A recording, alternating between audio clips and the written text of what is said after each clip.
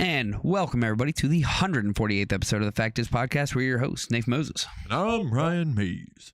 And I'm Stu Mowbray. And welcome, everybody. Like I said, 148 episode.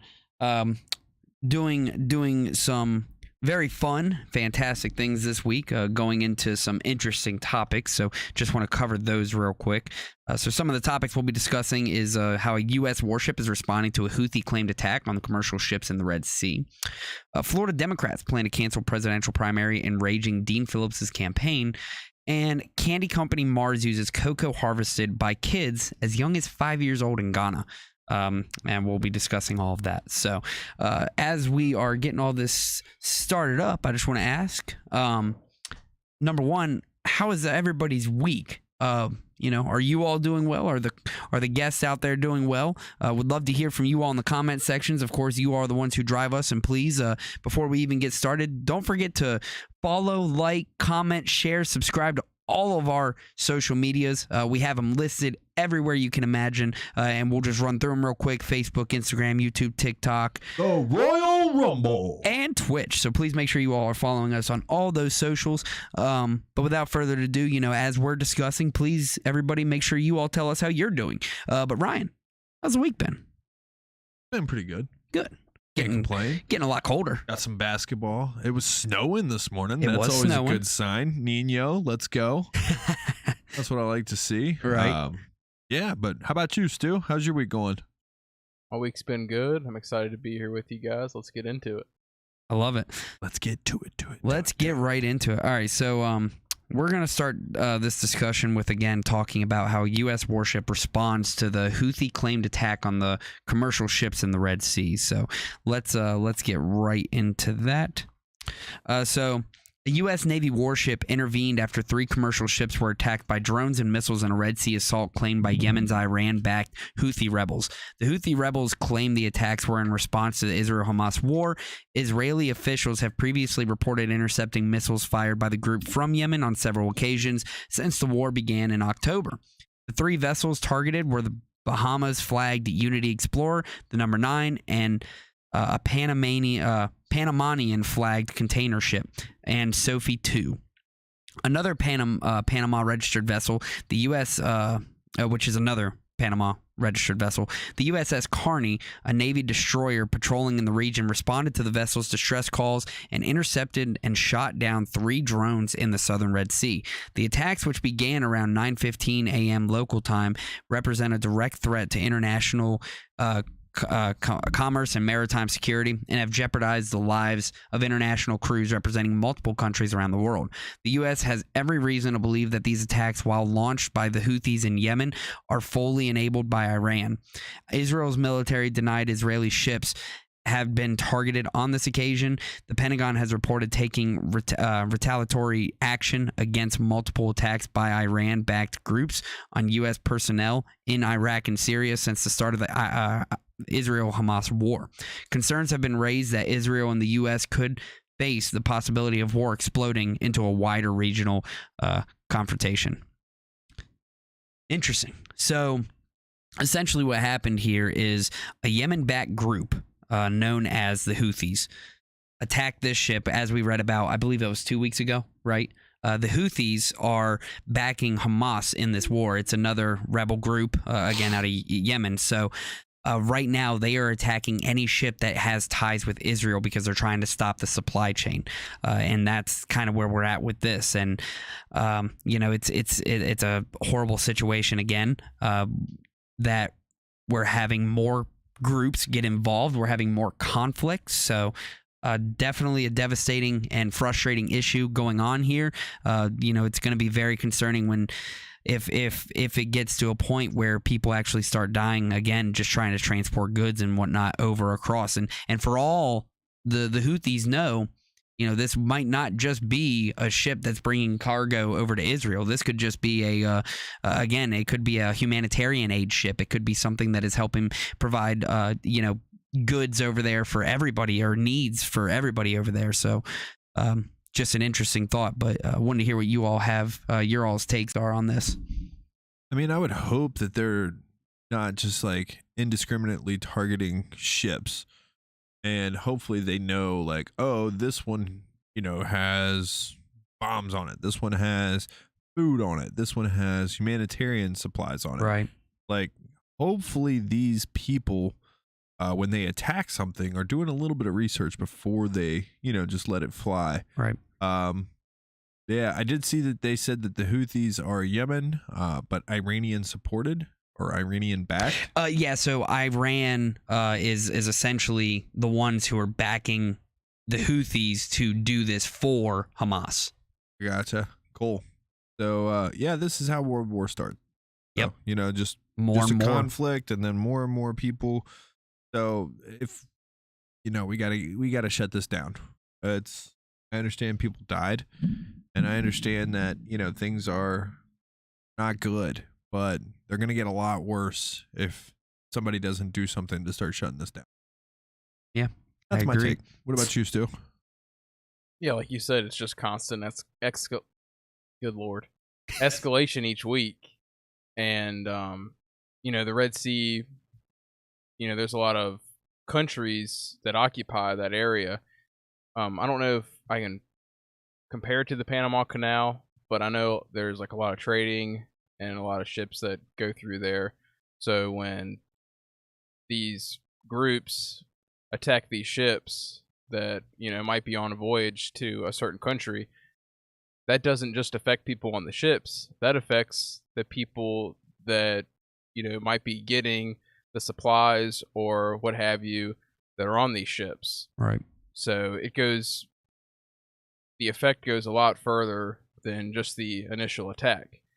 And with the escalation, if you attack us, the US, they're gonna attack you back. And I know it stems from the US supporting all these proxy wars and all this stuff. We just have a big mess on our hands, and yeah, we'll just see escalation week after week like usual, and it could potentially lead to World War III. Yeah, I mean, when you're pulling this many pieces in at once, So I guess I can comprehend the frustration felt by the international community who's supporting Israel amidst this conflict. It's crucial to recollect those initial discussions, though, on the onset of this war, because it's centered around the prospect of launching an attack on Iran. Remember how we discussed when our congressmen and women were talking about going after Iran? So while I do not advocate for the aggression towards these vessels, it's imperative to acknowledge that the United States initially broached the idea of engaging Iran in a conflict that even wasn't directly involving us. Hamas and Israel was not directly involving us. So in all honesty, the optimal resolution would entail finding methods to curtail the terrorism and prevent the recurrence of such predicaments. Now, I do denounce the actions of these Houthi rebels by all means, yet I simultaneously regret our entanglement in the midst of this conflict as a whole. I mean, I just can't, I can't stand seeing us be involved in something that we really shouldn't be in. So, I mean, that's just kind of where I sit with this.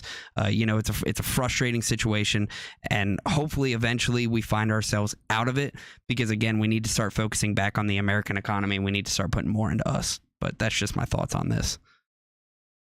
I'd say I agree with that. I really liked what you said about it.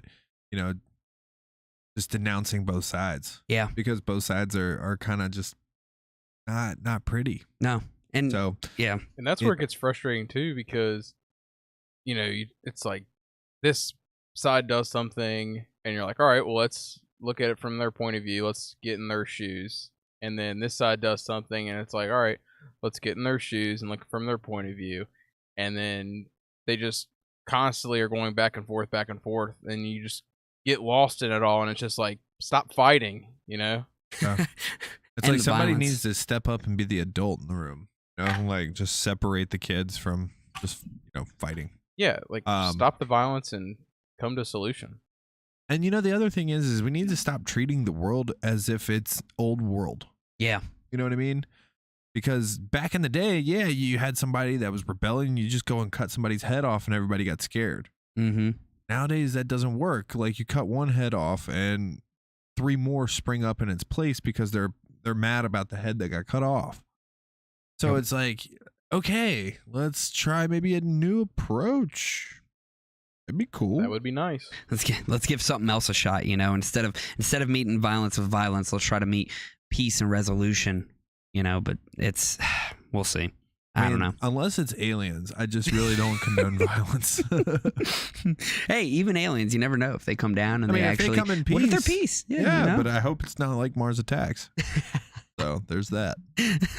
Oh, I love it. We'll try to keep those to the bare minimum tonight. We'll see. Oh, don't worry. We'll get some more alien talk in here, I'm sure. So any other thoughts on this specific situation, gentlemen? Any other thoughts on this one? Well, I know Israel has started their ground offense, and they've been going into southern Gaza and these other cities in that area. So that's something to look into, that this thing is not de-escalating. It seems to be further escalation, and yeah, and it does seem like Israel is hell-bent on thinning that population. It really does. And it just, like I said, it doesn't really help when we're backing Israel and then our politicians, I can't remember specifically who it was that came out and immediately, it was Lindsey Graham. Lindsey Graham, thank you, goodness, who immediately came out and said we need to bomb attack Iran. Iran. Yeah. What? So because I'm not going to play around. I'm going to let you know where it come from. Because of this conflict, we're immediately discussing that we need to go bomb Iran. So now we're bringing another country into this who's like, okay, well, if Israel's going to come after us, then obviously we need to back Hamas. And then if they're going to back Hamas and they have allies, being the Houthis from Yemen, it's just dragging more and more and more. It's a snowball effect, and it's going to... We know what's interesting, too, is Lindsey Graham now is not for Ukraine support anymore. Isn't that interesting how it works out? Very convenient. Yeah, very convenient. Go from one war to another, just keep funneling the money from one place to another, but never actually bringing it back into the U.S. It's like the toy meme, the Toy Story meme. I don't want to play with you anymore. He drops Woody. Wow. But it's true. I mean, I don't want to play with you anymore. Actually, I just don't want to play with war anymore. Seriously, that'd be super duper awesome. But if everybody in the world got along, then what would we do in our spare time? Gosh, we could innovate. We could go to space. We could start developing more towards nuclear power. We could, actually have clean energy. We could reinvent a lot of different things to be able to help human society be able to become intergalactic and actually expand our thoughts and knowledge. So you're talking about it. Aliens. And Brittany agrees. Yeah, I with saw the that. aliens. Hey. I got supporters. She loves make the sure aliens. you like, subscribe, follow, and share. Yeah, exactly. Comment. Don't forget to comment. For all you already them- did that. But For I'll all do them the other four. aliens, all that alien all content. the alien talk. Anybody on TikTok? Y'all hear it. Y'all heard it here first. Aliens first. Aliens. Oh, But it beautiful. is frustrating too, because week to week, even day to day, the news cycle is just crazy. So there's a new story about Israel every day, it seems like, in the Gaza situation. Mm-hmm. And I'm to the point where it's like, I can look at these both sides, and I can look at the history of this conflict, and yeah, this side has a point and this side has a point, and I've just come to the realization that it's like the Ukraine war. We just have to sit down and stop killing people and come to a solution. And like you said, Ryan, we need adults in the room and stop the killing, because it's not getting anywhere. It's just needless killing at this point. Like, what's it doing? It's yeah. I mean, there's absolutely no point behind it, and I agree with you guys. So I'm on board with that. Like, don't get me wrong. If someone does something and deserves to be killed for that, I'm not necessarily against that. Eye for an eye type situation. No, not necessarily. Like, No. if somebody goes and messes with kids, like I think Okay, they deserve yeah. to be killed. You Absolutely, know what I mean? Like absolutely. if somebody kills another person on purpose and like premeditates it, yeah, you probably deserve to be offed as well. What? We Right. don't need more people like that in society. We need less. However, when one does not equal the other, that's when I really start having a problem with it. Like, Right. man, you take down 1,200 people, that doesn't necessarily justify. What are we at now? 15,000, 16,000? Oh man. Does that justify? Does that justify? I don't know. I mean, it's so hard. It's such a touchy subject. Right. And it's so. I just am remaining clearly in the middle. Like it's stupid, and I think that killing needs to stop.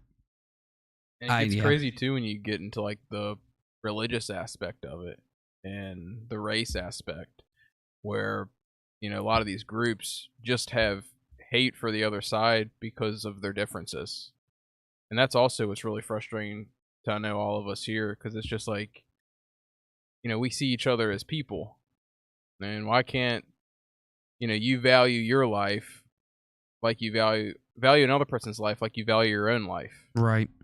Well, like they taught you back in elementary school, respect others, and just like you'd want to be respected, or you treat others how you'd want to be treated. It's as simple as that. And to go back to your question, yeah, they're at about 16,000 deaths right now in the whole situation. 30,000 more than what it was last week, I believe. That means another 3,000 people went down this week. Yeah, it's crazy. But yeah, I absolutely agree with Stu. And I agree with you. Treat people how you would like to be treated. But actually, I subscribe to the platinum rule with treat people how they want to be treated. Yeah, I like that thought as well. Because, just because I like guns and I want you to take me out to a shooting range doesn't mean that somebody else wants you to do that. Right. I also really enjoy golf. Yeah. But somebody else may hate it. Clearly. So, treat people how they want to be treated. Unless that is like an outlandish request. I wouldn't know. I'm going to steer clear of you. Hey, I mean, you do your thing over there and don't harm anybody, and I have no problems with you. I agree with you though. Treat people how they would like to be treated. Yeah, I really like the way you said that. If we all did that, then think about where would the world be? Man, empathy goes a very long way. Empathy, that's the word. Good stuff, buddy. Gotcha. Empathy will take this world a long way. Oh yeah, absolutely. So, great Except topic. For with aliens. That's really all we ask for here every week. Just a little empathy. Just value. We've talked about accountability a lot and valuing human lives. Yeah. Life. Stop the killing of innocent civilians. That's basically what our point has been since the beginning of the Ukrainian war. The Ukraine war and this Israel thing. So, yeah, just let's find a solution and let's act like adults in the room and stop killing each other. Move forward as intelligent human beings and come together as just that, the human race. I mean, seriously, it really shouldn't be that much more difficult than that. But, hopefully one day we get there. One of these days. Good time to transition. Good talk, good discussion there. Just want to say real quick, Ramon on TikTok, thank you for sharing our live stream. Really appreciate that. Hey, Ramon, you the real one. Yeah, so appreciate all you all out there helping us out right now, getting us all spread out. Is there anybody else out there liking, following, sharing, subscribing, and commenting? Got a few. If you're not, then are you actively engaging with the Fact Is podcast? Question of the night. Think about that. I like that. Oh, man. All right. Well, let's talk about something that I know is going to get Ryan really heated because I love this topic. So Florida Democrats plan to cancel the presidential primary, enraging the Dean Phillips campaign. So Florida is set to hold no presidential primary election for Democrats this cycle as the state party submitted only President Joe Biden's name as a candidate up for nomination. Representative Dean Phillips, who has launched a long shot primary bid against Biden, accused Florida Democrat Party officials of rigging the primary and threatened a lawsuit and a convention fight if he didn't win ballot access in the state. Phillips accused the intentional disenfranchisement of voters and demanded Biden condemn and immediately address it. The Phillips campaign complaint is rooted in the process by which candidates can get on the ballot in Florida. Under state law, it is left up to the parties to decide who makes the primary ballot. Florida Democrats acted before then, sending a notice on November 1st to the state that had Biden as the only primary candidate. Phillips has entered the race a few days earlier, and self-help guru Marianne Williamson had been campaigning for months by then. Under state law, if a party only signs off on one candidate for the primary ballot, the contest is not held. Florida's primary is held March 19th, which puts it in line behind Super Tuesday and several other large states such as California and Texas. It is expected to allocate 250 delegates. Nikki Fried, the chair of Florida Democratic Party, contended the party followed its standard process and was dismayed by Dean Phillips' conspiratorial and inappropriate comments comparing the state of Florida to Iranian regime. The delegate selection plan cited by Florida Democrats does not spell out an exact deadline for candidates to ask to be placed on the primary ballot. Florida Democratic Party candidate John Phillips is facing legal challenges over the primary process. The campaign claims that the party violates national party rules, which require delegates to be allocated fairly based on the express presidential preference on or uncommitted status of primary voters or convention and caucus participants. The Democratic National Committee offered guidance to the Phillips campaign on state party processes, but the campaign did not take up the offer. If the DNC is unpersuaded to change, Phillips' team plans to escalate the fight to the convention, where it will contest the credentials of each delegate from Florida, including superdelegates. Phillips' approach to attacking the primary process is similar to the tactics adopted by insurgent presidential candidates in the past, such as Bernie Sanders. In 2016, Sanders' team claimed the primary process was rigged against him, which sourced some young and liberal voters on Hillary Clinton. Phillips apologized to Sanders on Twitter and criticized the Florida Democratic Party for engaging in Politburo politics. I apologize. I have no idea what that means. The process for getting on a state-run presidential primary ballot varies, with some states having a similar system while others outsource the process to state parties. Florida's situation stands in contrast to Georgia, which uses a similar system, with the Georgia Democratic Party's executive committee voting last week to place 3 names on the state's March 12th primary ballot: Biden, Phillips, and Williamson. The state party followed an open process, publicized the plan on the party's website, and considered all candidates who submitted their written requests to be included. So how about that? Florida Democrats are solely focusing on just putting Biden up as the primary candidate, and they are ignoring Williamson and Phillips. Interesting. Good for them. That's wrong, man. That is absolutely wrong. I mean, seriously. Good for them. And I hate to say it, but the comparison of when Phillips compared him to an Iranian regime, I mean, this is completely going against democracy. There are other candidates that should be on this ballot. And in my opinion, these two should have a solid running in the state of Florida right there next to Biden. And that's just my thought, but I want to hear what your thoughts are. That's too. Yeah, I think there should be an open primary. Biden should definitely be running against Marianne Williamson and Dean Phillips, and you let the voters decide. But we have seen throughout the years that the Democrat Party, like it alluded to with the Bernie Sanders situation, tries to, rig the primary in a certain way and unbalance the scales. And that's not the system we're supposed to live in. We're supposed to live in a democracy. And, you hear all the rhetoric of all these politicians, whatever the topic may be, they say, such and such is a threat to democracy. This is a threat to democracy, a threat to democracy, a threat to democracy. You just hear that all the time. And your party is a threat to democracy. And yeah. Ooh, Stu. Okay, like that. buddy. I like it. I like that. I like it a lot. That's actually where I was getting ready to go, but you beat me there. Let's like hear it. So I was gonna say, if they're not too proud to go to the lengths of rigging their own selections, right? Is it really so far-fetched to believe that they didn't rig another election that may or may not have happened in the past, 4 years or so? Like, I may not like the candidate who may or may not have had that election rigged against him. However, you've seen it now in 2016 with Sanders. You're seeing it now in this election. You saw a lot of fishy stuff that happened in the 2020. Man, I just don't put anything past this party. I don't put anything past them. Or the other side. I don't put anything past the other side either. Right. This bipartisan crap needs to end, and it needs to end now. We need to have about 5 or 6 different freaking parties up there and 5 or 6 different representatives up there Absolutely. that are actually representing us, the people, because this crap is getting old, It is. and it's getting extremely old, and it really is just, it's embarrassing because, you know, we are supposed to be this beacon of freedom and hope in the world, and here we are acting like Venezuela.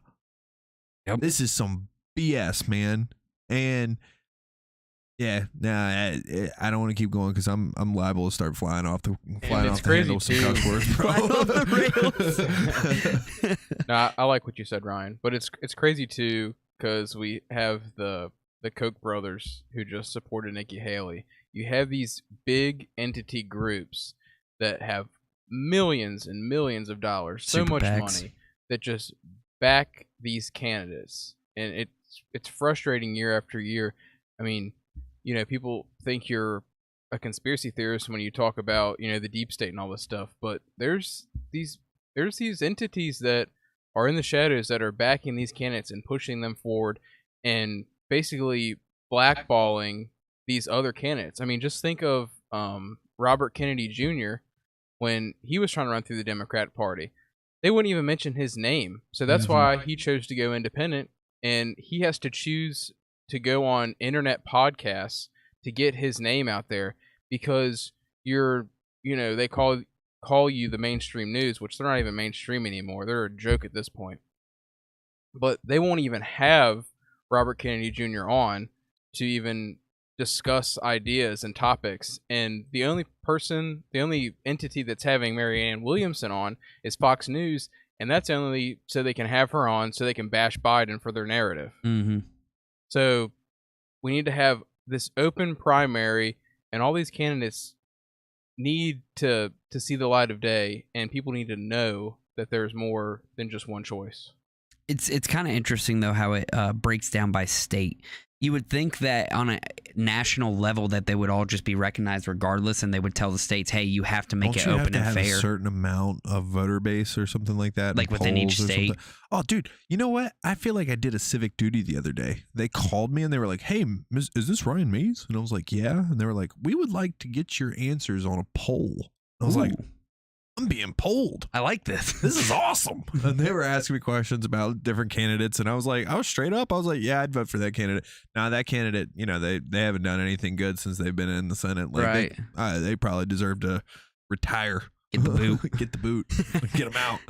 But it was really cool. Actually, like I said, I feel like I did a civic duty. It was kind of awesome. It's awesome. But there's 2 things that I wanted to talk about from Stu's talk over here. The first was the oh no, I'm just blanking it now. I had my fingers down. I was like trying to remember them, and then I got on the poll thing, and I just completely blanked. Oh, Stu, you were talking about big money, right? Deep state. All right, that was the first one. Mm-hmm. So we all know big pharma. We all know, you know, big, you know, whatever the other ones are. Right. What about big money? Big right? money. Big money. Your financial institutions, your Koch brothers, your Walmarts, your, you know, BlackRocks, your Mhm. Vanguards, Vanguard. right? You don't think that- Soros. yes, Soros, George those Soros, yeah. guys.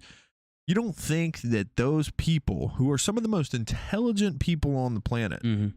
have figured out how to backdoor engineer our government? Of course they have. Of course they have. Of course they have. Of course. Like, it doesn't even make sense why they wouldn't have figured this out. Right. And you want to sit here and deny the existence of a deep state? Like, bruh, go and follow the money. Just follow the dollar bills. Just a little bit. Well, there is no such real thing as dollar bills anymore, but go follow the digits in the bank accounts. No, I mean, I absolutely agree. You don't make $165,000 a year and then end up a multi generational millionaire. Yep, for generations Or just to come. sitting in a chair, speaking, shaking your fist every once in a while. No, I 100% agree. I mean, I'll be honest. Absolutely backdoor engineer. I'll be honest with you all. I mean, I'd be absolutely distraught if this Democratic primary fails to proceed as it was intended, right? It would manifest a grave injustice towards Dean Phillips, right? Like, let's just be honest, who undeniably deserves this opportunity to participate in the primary. I mean, that's absolutely. So there's just a burning sensation that this process is being manipulated, and it ensures Biden's uncontested candidacy is almost resembling a predetermined outcome, which is asinine. This trend feels like it's an ominous stride toward the authoritarianism of a nation that we historically oppose because we don't like authoritarianism, right? We get away from that. That's why we need to get away from calling ourselves a democracy. Yep. Because democracy leads to oligarchy. Oligarchy leads to totalitarianism. Totalitarianism leads to authoritarianism, which leads to dictatorship. Sorry. No, you're good. No, I love it. And then, so, it really just kind of comes down to this, like how many more incidents must occur before those aligned with the democratic values on the Democratic Party recognize how skewed this entire process is within your own party. And it just flagrantly contradicts the fundamental principles of our entire republic. It's just going against everything we stand for. So the question continues to linger, like when is the accumulation of these injustices going to finally become intolerable for the US population? I think we're starting to see it with people like RFK Jr. That was the second point I wanted to get. Right. Thank God for that guy. Absolutely. Like, thank God for him and Vivek and Dean and Marianne and in a certain way, Trump. Thank God for these people. Like, they're coming in. They're stepping up and they're going against what is the established narrative. Yep. And especially RFK Jr. right now, like, tried to do it with his party that he quote unquote affiliates with, and then they were like, "Nah, we're going the Biden route," and he was like, "Okay, then I'll step outside of your party, and we'll figure it out. But either way, I'm going to get on that stage with your boy, and I'm going to tear him down." And he's doing everything he can across many different social media platforms right now to have outreach and to be able to get himself out there. So yeah, I think to answer your question, I think you're starting to see it. I think you're starting to see the snowball getting formed because of the culmination of these injustices. So your question is being answered by, look at what's happening in the political spectrum. You're starting to see more and more people from different backgrounds popping up saying, look, I don't know if I can do the job really well, but I think I can do it better than them. I can do it better than that guy. That guy sucks. And that's where, like, podcasts and even the internet and social media has kind of changed the game because they don't have the control like they did with cable news over the years. Now, I know with the Twitter files, we certainly know that our government is embedded in our social media companies and things like that. So we are well aware of that, but it's gotten harder for them to control the narrative. So, when you see Biden, who is just extremely unpopular, and one thing that stuck out to me, Nate, that you said, predetermined. Like, all these elections now just seem predetermined because you have somebody like Joe Biden, an establishment politician who is barely alive, and everybody knows he's old as dirt, and he can't even form a sentence. And everybody's like, is this our president? This is the president of the United States right now. It's embarrassing. You can't even believe it. And then we have, Florida are just acting like there's no other candidates running for president.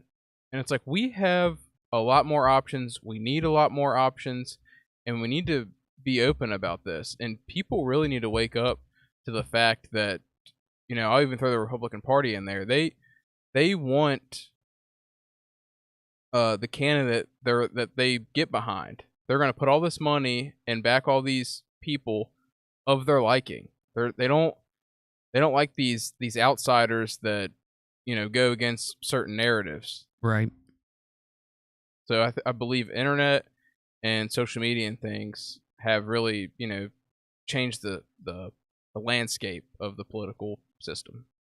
I mean, I'd agree. So that's before no, yeah, please. one thing I do want to just point out, and what I want to say is, if you're still getting all of your information from the big 4 or 5, like, I'm sorry, but you're uneducated And you're lost. and you're lost, because you are completely plugged into propaganda, and you're completely plugged into the machine.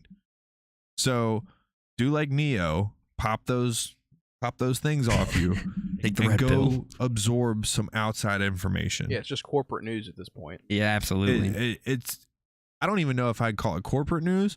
I think I would call it government news. Like, The craziest part is it's all controlled by by the same 5 same, people. Yeah, but it's like Fox News and CNN are literally owned by the same people. They're just both spitting different narratives to be able to separate people and create a division. I mean, you have Murdoch, and then you have the other guy for CNN, but those companies are owned by BlackRock. They're owned by Vanguard. Exactly. That's why I said the big financial. Like, we Yeah. have big pharma, Big but money. we also have big money. Big money. And big money out there is more dangerous than big pharma ever wished they could be. I agree with that.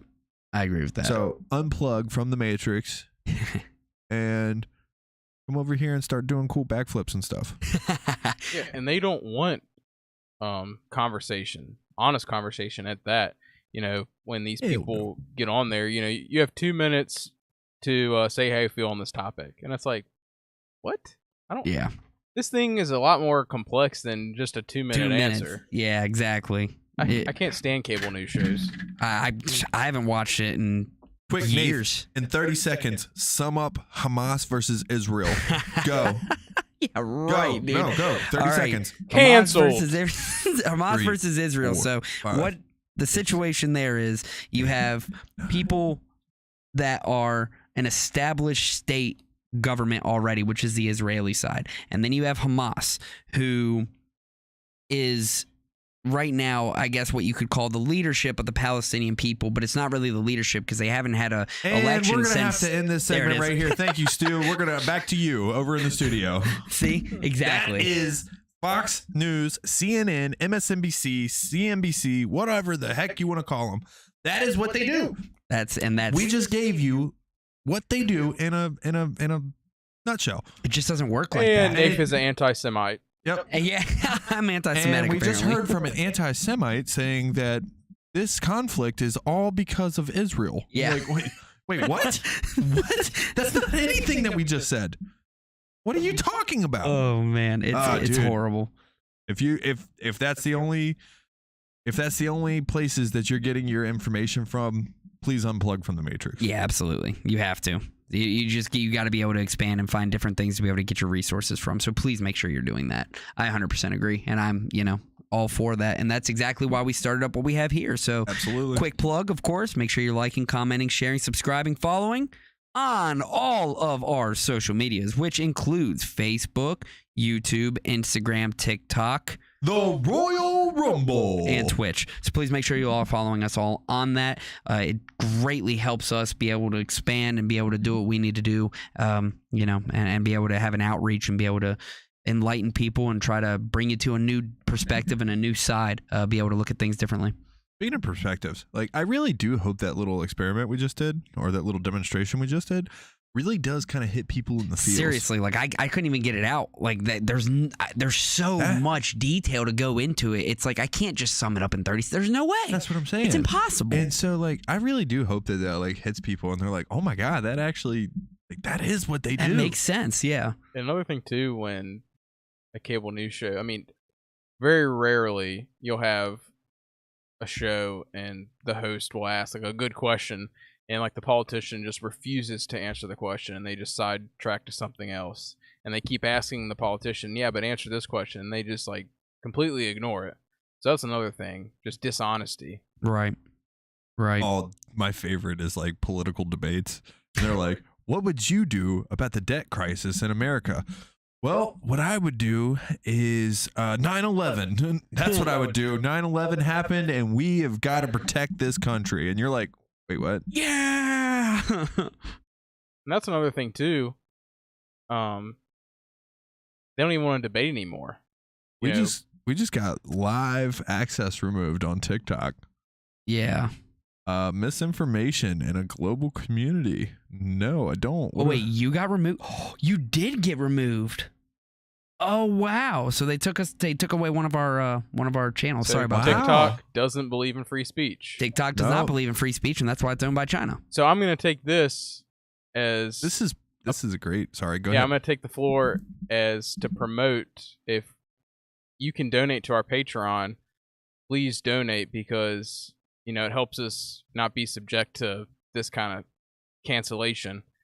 And I know your more free speech platforms are Rumble, way better than YouTube, because YouTube will demonetize videos and they will take down videos, but Rumble is more focused on free speech. So I just want to take that view and say that this is why it's important that you support us, because we're just a small little show, but they go after these big shows, and they try canceling Joe Rogan, and obviously they couldn't do that. So if we're gonna make this happen, we need your support, and even $1 helps. Yeah. So, I mean, quite honestly, what we do with our Patreon is all we ask for is $1, because we would rather have 1 million people subscribe for $1 than 10,000 people subscribe for $5 a month or whatever. I'd rather have quantity, right? Like, I want as many people as we can possibly get in here. So absolutely, please, like Stu just said, Patreon would greatly help us. That would be able to really expand our, I guess, network essentially, and be able to go on to other platforms and do our own thing. I'm just curious. If you're watching right now, what have we said that has been misinformation? I'm curious about that Because as well. we've read articles, and then we gave a demonstration of what like major news sources do. Isn't that if, wild? if we're full of misinformation, and if we're getting denied on this, then that means that every major news organization should also get denied, because all we did was impersonate them. What they did and what they do. That's why this is like ironic. It's don't you think? It's funny. It's funny as can be. It's like rain. No, sorry. No, I mean, seriously, Honest blast. it's pretty wild that they just did that. And I mean, for anybody who doesn't know, I will say this real quick. We have gone through 3 TikTok accounts now and 2 YouTube pages Peel it. so far. I can show you all that after this, but yeah, I mean, it's wild, because again, we keep getting kicked off these platforms, and literally just for having conversation like this. It's not even like we're spewing propaganda or anything of that nature. We're just sitting here having conversation, being honest, reading articles, and having discussion, and we still somehow get kicked off of these socials. So, anyways, let's. I think that means we're doing something right. Oh, of course, it means we're doing something right. We're just not, Rogan, where we're too big to touch. But, anyways, support companies that also support free speech. Absolutely.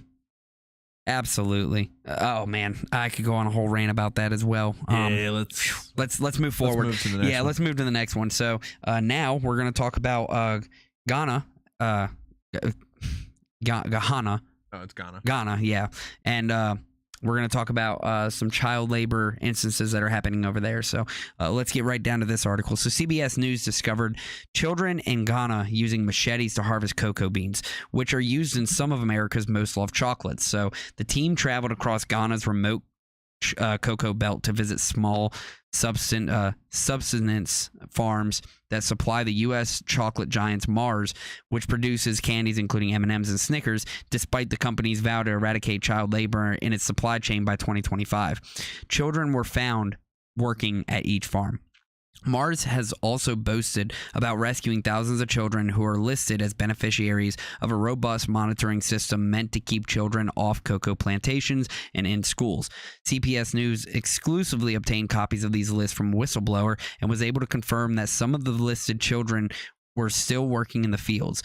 Munira 15, is one of those children who has worked in the cocoa fields since she was 5 years old. Education is a luxury, with her school an hour-long walk and transportation options expensive. Last year, her family harvested only one bag of decent quality cocoa, fetching only about $115. A 140-pound bag of product fetches only about $115. A cocoa field supervisor who spoke to the CBS News on the condition of anonymity said almost every data used to make up the list is cooked or is not accurate, adding that he had personally made up the list before. He and other supervisors told CBS News that they were under pressure to produce names, often with only 24 hours notice, and the companies never verify the information. CBS News spoke with nearly a dozen children whose names were on those lists. None of them were in school, and none of them had been regularly monitored to ensure they were attending classes. In some cases, names on the list were outright fabrications. So Terry Collingsworth, a U.S. human rights lawyer, has filed a proposed class action lawsuit against American chocolate companies, including Mars, alleging consumer fraud. He has collected statements from Ghanaian children working for Mars suppliers, including young boys. CBS News witnessed one child nearly lose his finger to a machete blade while hacking open a cocoa pod. Mars has condemned the use of child labor and is committed to helping eradicate it. Mars has a robust supplier code of conduct in place, and its cocoa suppliers in Ghana have agreed to adhere to it. They must have a child labor and remediation system in place by 2025 that compiles with the International Cocoa Initiative standard. Over 65% of Mars cocoa supply in West Africa is already covered by CLMRS, implemented by suppliers on the ground. Mars is transparent in acknowledging that more needs to be done and continues to work diligently with parties across cocoa sector to advance respect for human rights in the cocoa supply chain. I'd love to hear your all thoughts on this, gentlemen. I mean, they're vowing to, get child labor out of cocoa, but yet they're still providing the need or the demand for it. And so the supplier is doing what they're going to do. They're going to use child labor. Isn't it crazy that children are manufacturing something that is used to get children addicted to sugar? Isn't that wild? Isn't that absolutely wild to think about? Yeah. And it's sad. Again, I couldn't imagine being 5 years old having to swing a machete and chop up cocoa beans and do that as a job 8 hours a day, if they even get 8 hours. I doubt they have regulatory systems in place where they get breaks and they get paid properly and they get fed. And, come on now. This is insane. It's, Those again, kids are child gonna labor. grow up one day. Think about who they're going to be when they grow up. Like, they've been abused their entire lives. Mm-hmm. And we wonder why people can't get along in the world. Because of stupid stuff like this. Hatred comes right from it. So, Stu, it's kind of similar what we were talking about with the whole Israel and Hamas situation. We're creating more Hamas than what we're actually getting rid of, because the children who are going through this, you think they're not going to grow up hating us and Israel? Oh, for sure. Exactly. So, Stu, thoughts? Yeah, I got a lot of thoughts, but I don't know if I can remember them all. Put your fingers down on the table. It helps. I'll just start with accountability with this company. Is this, obviously they have, a right to a trial and, certain things like that. But, is Mars and other companies, like, it's no secret that other companies, they outsource their business to these other countries that have cheaper labor and terrible working conditions, etc. Is there ever going to be accountability for these big corporations and these big companies that, do this kind of thing? And that's why I am for, well, I hope everybody is for ethically made products. Mm-hmm. If I'm getting something from another country, I want it to be ethically sourced and ethically made. And my view on this politically would be, like, if we're gonna do business with other countries, there has to be some kind of clause in there where we're not gonna deal with your country or deal with your business if you're doing slave labor and children are making your products and not even getting compensated for it.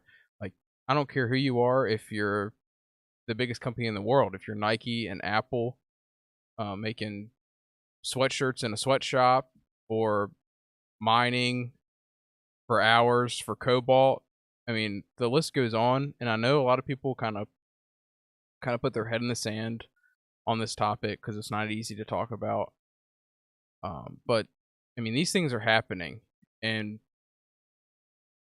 you know, we do this all for convenience, and like we talked about last week with all the credit cards and things, you know, we live in a materialistic world, and it's just crazy to where it's gotten, because you know, at one point these corporations probably started as a small business and they worked within their local communities, and then they just got bigger and bigger and bigger, and you know, they got dollar signs in their eyes, which I'm all for people making money, but Right. make money, you know, in a right way, in a moral way.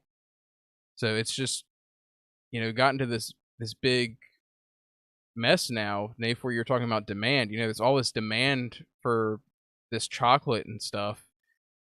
So you know, you can't just snap your fingers and, you know, bring maybe everything back to the USA and start, you know, somebody, you know, doing all this thing for, you know, a good wage. So I don't know what you do. You got to start with, you know, holding these companies accountable and saying, you know, we're done with you guys using slave labor to, you know, make more profit. Right. It's got to end. Yeah, so I mean, I even have a comment right here on TikTok from an individual named Jonathan who says you have to strike at the heart of the biggest consumer. It's to legitimately address the situation. So who would that be? Things like this pretty much happen basically to feed the American appetite, and that's a lifestyle issue where America consumes 80% of the world goods, but we're only 5% of the world population. So I don't know about that statistic, I'll be honest, but I do agree with the lifestyle issue. You know, people love their chocolate. That's why America is one of the most obese countries in the entire world. People are people also diving like into their fried sugar chicken and and stuff their too. fried Don't- chicken and don't- there's many things to it. Yeah, let me rephrase that. There's many things to it, but between the sugars and so many different things that are added into there, your diet is severely affecting this. And if we could cut a lot of that out, maybe it would help actually regulating and getting good ethical supply chains moving into America. Yeah. You know, and the other thing that Stu said is, when are we going to start holding these corporations accountable? Yep. Well, when are we going to start holding these countries accountable? Because if these countries are allowing this type of slave labor to be in their country, then when do we say, okay, you're going to have that in your country? Well, we're not going to do business with you. Right. You just now lost the world's highest GDP market. Out there. No, the world's highest GDP market is now refusing to do any business with you. And you think you're telling me no other chocolate companies could find a way to be competitive and come into this market? Come on now. Well, and see, and that's the thing, is now that opens up the door for competition. Like, okay, Mars is using Ghana, right? And they're doing the cocoa and they're doing all this child labor and stuff. It's like, okay, well, since you're doing that now, you know, sorry, Mars, but America is no longer doing business with Ghana because they allow child and slave labor. Right. You know what I mean? So now that completely cuts Ghana off at the Out of knees. it. Yeah. And Ghana's going to say, hold on. So let's back this time up. Time Yeah. out. Well, kids, go back to school. You know, like let's We'll figure regulate this out. this. We'll Yeah. regulate this, or they don't. And guess what? Then we don't do business with them. I like take. that. I do I like too. that. Like seriously, I mean, it just makes sense. It really Yeah. does. When is America, like, for example, China with the Uyghur population and Oh, the man. genocide that's going on over there? When are we going to say, we're just not going to do business with you anymore? Yeah. And we are the strongest economy out there. Yeah. They're gonna freak out. They're gonna be concerned. They want our business. Yeah. Who doesn't want our business? Well, I mean, if the stat that John over there so said, he actually looked it up and it was 50%. So even if it's 50% with It's 5% still a of the huge population, number. world population, that's huge. so if we are truly, taking 50% of the world's goods, and then all of a sudden we say, we're not going to do business with your country anymore Yep. because you don't do, you're not treating your citizens correctly, or you're not doing things correctly, or you're just really being just not nice people. Yeah. Man, think about the change that we could enact in the world just by choosing where to put our dollars. Yeah, I can only imagine the kind of change we could bring upon that. So, And that's another thing. Know where you put your dollars. Know what companies you're supporting. And I know it takes research, but look into how their things are sourced and look into how they make their things, because I think it matters. It really pisses me off when these companies that, I'll just use a certain athletic company, they want to preach and have all these commercials about equality, and the people making their clothes are overseas and working for nothing. mhm. You don't believe in equality. Quit pushing that message, because that's clearly not what you believe in. What you believe in is lying to the people so you can make more money. I wonder which company you're talking about. But it's true. You're absolutely dead on, Stu. I mean, it really, yeah. I mean, yeah, me Put your money where your mouth is. Me personally, I'm at the point where I'm utterly disgusted by the companies that are endorsing this child labor and outsourcing this cocoa production, right? Like it just underscores like the positive impact of stringent U.S. regulations. Like, right, like it's a good thing that the U.S. actually has regulations in place to get rid of child labor and curbing such exploitive practices. So it is compelling reason, though, why truthfully distancing ourselves from sugar, not only solely for like a health perspective, but also, just from a profoundly unethical practice within these industries will, is just becoming more important and imperative every single day. We have to get away from this. And if people change, like Jonathan said, actually attack it at the root where people are addicted to this crap, maybe we can get away from, again, with less demand comes less need for production. So maybe you get away from the child labor laws as well. I think it would be a mix of everything kind of hitting it at once, but I do still love your take on when will the U.S. government, our economy, just be like, enough is enough. We're done. Cutting ties, sorry. Or change up. One of the two. Yeah. So you have 1 year. What? Yeah, Because, I love that. Like, I mean, we have to be realistic. If an entire industry is built on the back of certain, unethical practices, we have to give them time. Yeah, true. I do agree We with have that. to give them time to be able to adjust and revamp their practice. An opportunity, yeah. But like that deadline needs to be a hard deadline. Absolutely. Like, okay, in 364 days. Like, if you ain't on the program, then we out. Yep. 12/6/2024, change or be gone. And by the way, putting the world on notice, whoever wants to be the next supplier, Yep. be ready.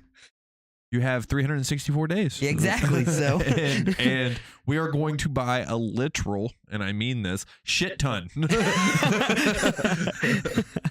That's awesome. All right. Well, dang, gentlemen, that's all three topics. Anybody else have any closing thoughts on this one specifically?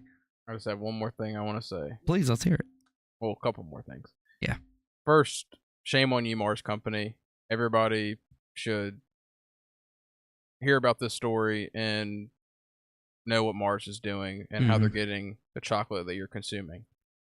But yeah, the last thing I'll say is I do love American-made things because I like investing back into the American worker.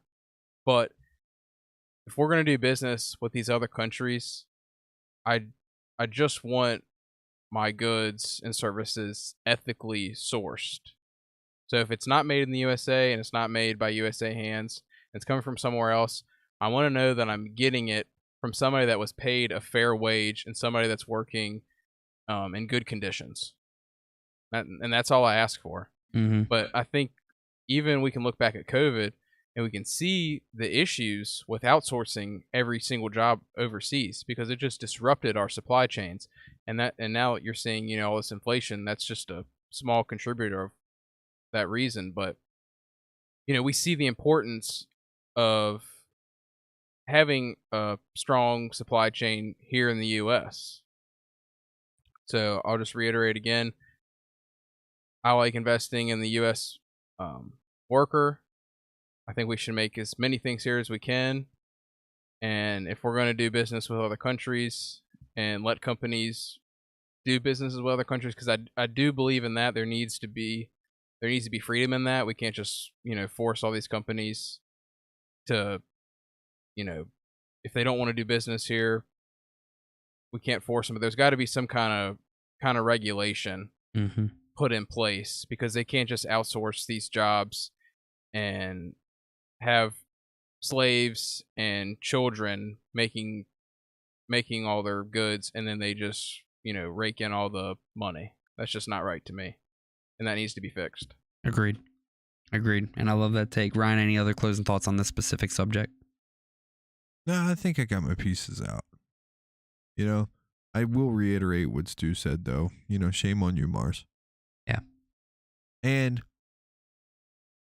I also am of the mindset, like, I like to try to give people the benefit of the doubt. Like, I'm hoping that they just didn't know.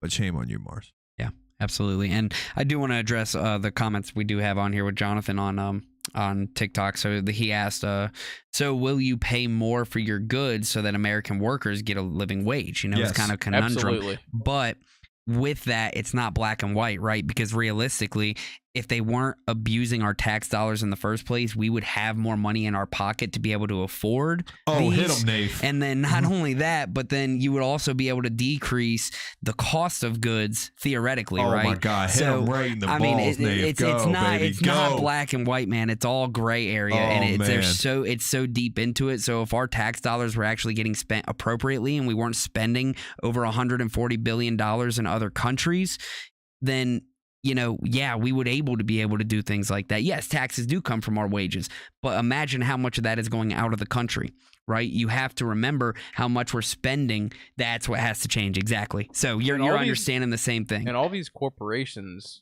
own each other. Like, it's not some free market capitalism. Yeah, It's like crony capitalism. Big money. exactly. Big money. Big money.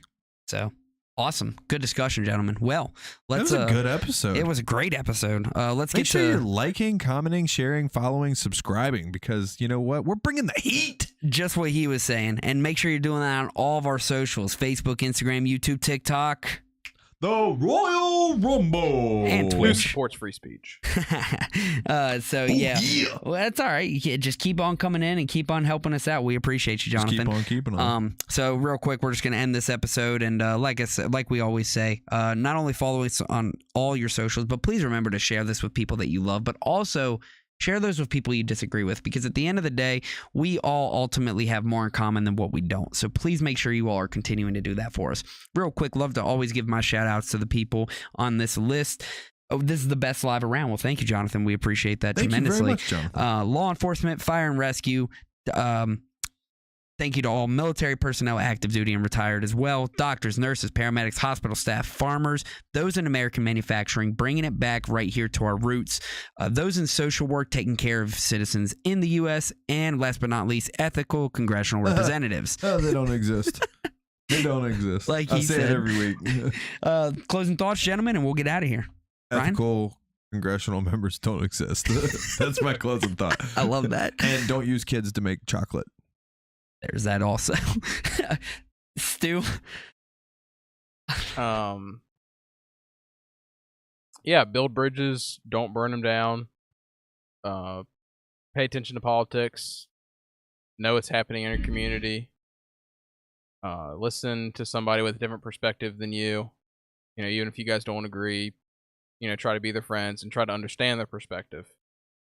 And try to stay informed. And I know that's kind of vague because there's so much information out there. But, you know, find somebody that you can listen to and that you trust, and look into what they're saying. Just don't take their word for it. Actually do your own independent research. And if you're consuming left or right media mostly, try to consume the other side and have a balanced palette of information consumption. And just be nice to people, man. It's free. It's free to be nice to somebody. So true. have a good week, everybody. Absolutely. All right. Fantastic. With all that being said, thank you all so much for coming to this week's episode of the Fact Is podcast. We were your hosts, Nate Moses. I'm Ryan Mays. And Stu Mowbray. And this was the 148th episode of The Fact Is. We will see you all next week, Wednesday at 8 p.m. Eastern for the episode 149. See you all then. Thank you so much. Peace.